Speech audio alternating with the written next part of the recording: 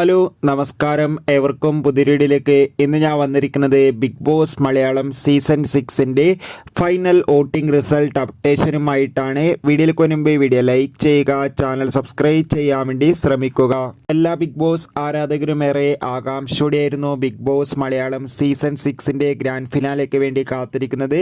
Big boss Malayalam season 6ൻ്റെ grand finale ഇന്ന് രാത്രി 7 മണിക്ക് ആരംഭിക്കുന്നതായിരിക്കും. ഇപ്പോൾ ഇതാ വോട്ടിംഗ് യുദ്ധമൊക്കെ അവസാനിച്ചിരിക്കുകയാണ്.